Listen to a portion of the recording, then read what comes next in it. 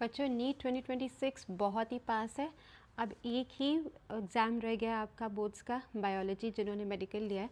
तो ये आज से सीरीज़ शुरू कर रही हूँ स्पेशली आप लोगों के लिए, क्योंकि मुझे पता है इस समय आप रिविजन्स तो करोगे और बहुत अच्छे से भी करोगे। I am very very confident कि आपने बहुत मेहनत भी करी है। लेकिन कभी कभी क्या होता है ना कि एक छोटी सी चीज़ की वजह से आप मार्क्स लूज़ कर जाते हो, और कभी कभी पैनिक सिचुएशन भी क्रिएट हो जाती है। उस वजह से sometimes you not able to see the fine print, या लेट मी सी कि आप बिटवीन द लाइन्स पढ़ना भूल जाते हो, है ना। तो इवन अब हमें पता है कि most of the paper is going to come from NCERT only, लेकिन at the same time NCERT में भी कई बार ऐसी चीज़ें कई बार कंफ्यूजिंग होती हैं, और वो ही बेसिस बनती हैं टेस्टिंग एजेंसीज के लिए टू मेक ट्रिक क्वेश्चंस या ट्रैप क्वेश्चंस।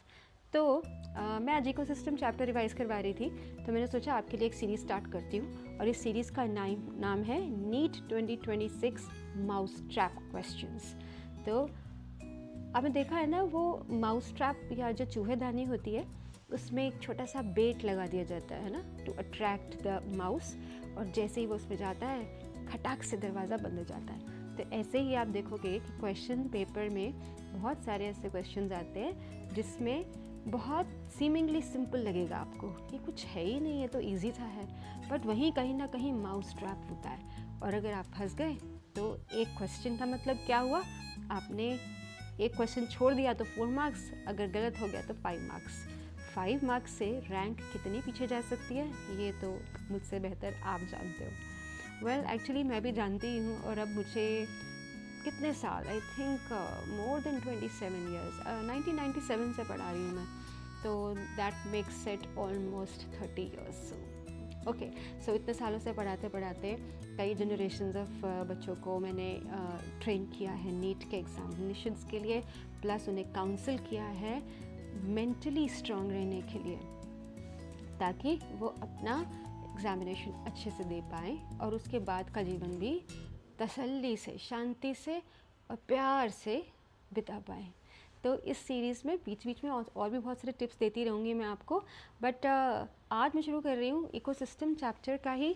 एक पेज नंबर आप निकाल सकते हो 209 210 एनसीईआरटी। तो अब सपोज़ क्वेश्चन आपके पास ये आता है कि what is the difference between primary trophic level या 1 डिग्री या 1 first trophic level, and what is 1 degree consumer या primary consumer and 1 degree carnivore। तो देखने में तो ऐसा लग रहा है कि ये सब एक जैसे हैं, बट जो इंटेलिजेंट बच्चे हैं वो खैर पहचान भी गए होंगे कि प्राइमरी या 1 डिग्री या फर्स्ट बोल देने से ये सारी चीज़ें एक नहीं हो जाती हैं, है ना।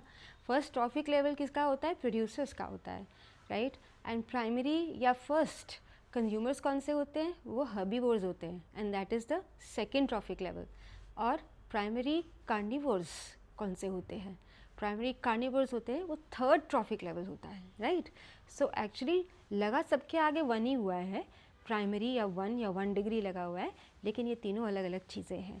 तो इसलिए सिर्फ 1 डिग्री या फर्स्ट या प्राइमरी या फर्स्ट लेवल देख के आप तीनों को एक मत समझ लेना। अक्सर बच्चे ये जल्दी में गलती करते हैं। मैं ये नहीं कह रही कि आप जानबूझ के करेंगे, you are all smart guys, I know you have studied well, but वो है ना जो एक एग्ज़ाम का जो प्रेशर होता है, it's something like sitting inside a pressure cooker. तो उस टाइम पे कभी कभी दिमाग इतना काम नहीं कर पाता है।